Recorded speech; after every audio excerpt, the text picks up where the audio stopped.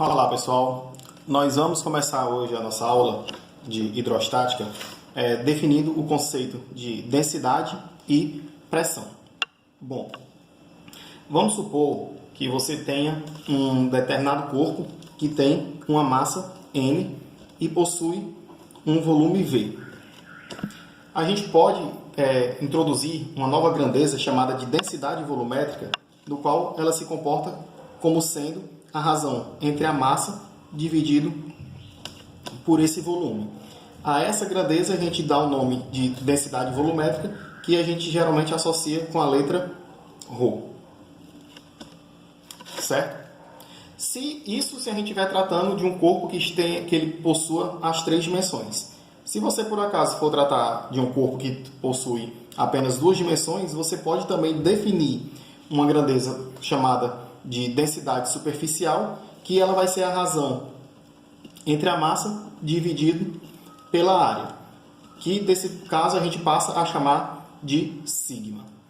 Então você tem aqui a definição da densidade ρ como sendo uma densidade volumétrica, que vai ser a razão da massa pelo volume. Você tem uma densidade superficial, que vai ser a divisão da massa pela sua área. E também, se você tiver um corpo que possua apenas uma única dimensão, você pode ter também uma densidade linear, que a gente representa por lambda, que vai ser igual à razão da massa pelo comprimento L que esse corpo vai ter. Certo? Então, aqui nós teríamos esses três tipos de densidade. Uma densidade volumétrica, uma densidade superficial e uma densidade linear. A que nós vamos ficar utilizando vai ser a nossa densidade volumétrica, certo? Se a gente tiver um corpo que possui uma distribuição de carga, uma distribuição de massa uniforme, essa densidade volumétrica também, ela também pode ser dita que é a massa específica do corpo, onde essa massa específica ela é representada pela letra μ e seria, no caso, também a razão da massa pelo volume. Ou seja, se eu tiver um corpo cuja densidade de massa está distribuída de forma uniforme, nós temos que a sua massa específica coincide com o próprio densidade volumétrica desse meu corpo. Certo? Um outro conceito que a gente vai ter que estudar também vai ser o conceito de pressão. E o que vem a ser a pressão? Vamos supor o seguinte: você tem uma força F que ela é aplicada sobre um objeto qualquer. Esse objeto possui uma certa dimensão. Deixa eu desenhar aqui um corpo. Nesse caso aqui eu estou desenhando um corpo retangular. E esse corpo vai poder, essa força pode ser aplicada tanto nessa superfície lateral, quanto nessa outra superfície aqui, que eu vou chamar aqui como sendo frontal, né? Você tem aqui, nesse caso, uma representação de um corpo retangular. Essa força pode ser aplicada nessa área da lateral, que possui uma área maior, ou nessa área da lateral aqui da frente, que possui uma areazinha menor. Não importa em que direção eu esteja aplicando essa força nesse corpo, essa força sempre vai ter a mesma intensidade F. Só que a forma como esse corpo sente essa força sendo aplicada vai ter uma certa diferença. Por quê? Porque essa força F, se eu aplico desse lado, ela vai estar distribuída sobre toda essa área, que eu vou chamar aqui de área A1.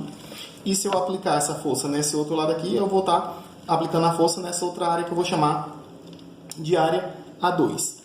Então, dependendo de como você aplica essa força numa determinada área, o meu corpo vai poder sentir de forma diferente a ação dessa força. Nós damos a isso o nome de pressão, onde a minha pressão P ela é definida como sendo a razão entre a força que está sendo aplicada dividido pela área de atuação. Com isso aqui você consegue perceber o detalhe. Para uma força constante sendo aplicada, como é o caso desse exemplo que a gente está comentando, quanto menor for a força, quanto menor for a área na qual eu estou aplicando essa força, maior vai ser a minha pressão. Por quê? Porque se eu diminuo a área, essa razão vai ficar cada vez maior e, consequentemente, eu vou aumentar a minha pressão. De forma análoga, se eu coloco essa força numa área maior, eu vou ter uma pressão menor para aquela mesma quantidade de força que eu preciso. Um exemplo prático que você pode ver isso aqui sendo aplicado no dia a dia seria, por exemplo, quando você vai juntar dois pedaços de madeira com um prego. Você pode perceber que o prego ele tem uma pontazinha bem mais fina.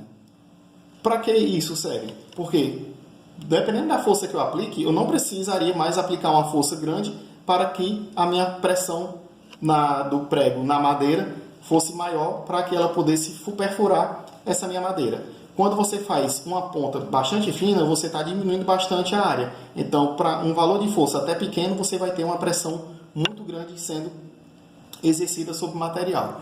Então, desse modo é que você consegue pregar de forma muito mais fácil. Se você quiser em casa, você pode depois, se você tiver um prego e um martelo, você pode tentar fazer o experimento de pegar um prego com ponta e desgastar ainda mais a ponta desse prego para que ele fique com a área bem maior e você vê se você acha que é mais fácil pregar um prego que tem uma ponta mais fina ou o prego quando ele está com a ponta maior. Então, isso daqui seria justamente o conceito que a gente vai ter para a nossa pressão. A pressão, como você pode analisar aqui, você tem a força que ela é dada no Sistema Internacional de Medidas em newtons e a nossa área dada no Sistema Internacional de Medidas ela é metro quadrado. Então, a unidade de medida aqui da minha pressão vai ser newtons por metro quadrado, que isso aqui recebe o nome de Pascal, cujo símbolo é PA. Pascal. Então, 1 Pascal equivale a 1 newton por metro quadrado. Isso no nosso Sistema Internacional de Medidas. Também pode ser muito comum você encontrar numa questão, ela não te dá o valor da pressão sendo medida em Pascal ou em metros ou newton por metros quadrado. Geralmente você pode encontrar uma pressão sendo dada em termos de dínamo por centímetro quadrado ou em próprio bar. O que vem a ser essas unidades aqui? Você está tratando apenas de unidades de medidas que não estão mais no nosso Sistema Internacional de Medidas. Para isso, você precisaria saber como você pode converter uma unidade de medida para outra. Como é que eu poderia transformar um dínamo em 1 Pascal? Como é que eu posso transformar um bar em Pascal? A relação aqui vai ser muito simples. 1 Pascal, ele equivale a 10 dínamo por centímetro quadrado. Enquanto o bar, ele equivale,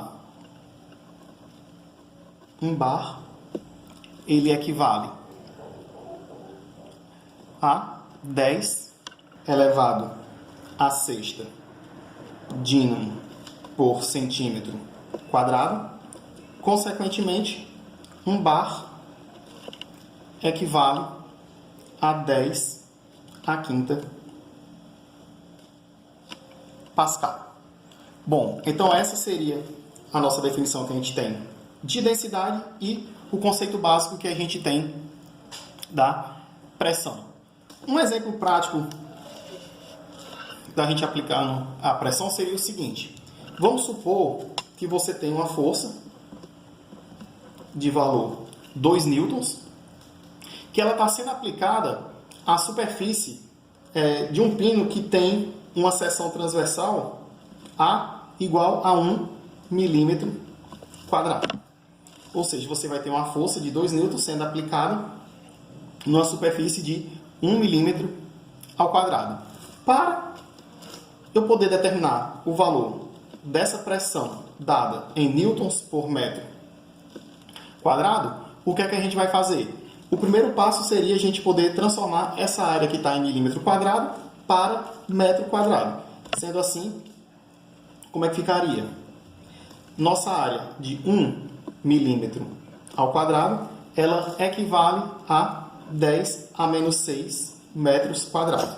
Professor, como é que você consegue chegar nessa relação? É só você lembrar daquelas relações que você tem de medida. Metro,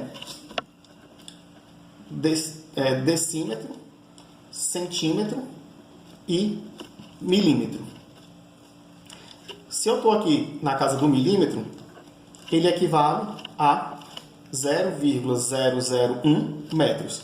Ou seja, 1 milímetro é igual a 10 a menos 3 metros. Como eu estou querendo 1 milímetro ao quadrado, basta você elevar ambos os lados ao quadrado. Então, 1 milímetro ao quadrado é igual a 10 a menos 6 metros quadrados. Pronto. Uma vez que eu consegui encontrar o valor da minha área em metros quadrados, basta a gente substituir na fórmula da pressão. E como é a fórmula da pressão, nós acabamos de ver que a fórmula da pressão é a força dividido pela área. Então, você tem uma força de 2 newtons dividido pela área de 10 a menos 6, que isso aqui dá 2 vezes 10 a sexta newtons por metro quadrado. Só que newtons por metro quadrado, nós já vimos que recebe o nome de Pascal. Então, a nossa pressão aqui equivale a 2 vezes 10 a sexta Pascal. Isso seria um exemplo prático que você teria para a utilização da pressão. Então, esse primeiro vídeo de hoje vai contextualizar isso aqui e eu vou colocar alguns exercícios para você poder treinar tanto a obtenção da densidade quanto a obtenção da pressão ou da força utilizando essa equação aqui. Valeu, pessoal. Até o próximo vídeo.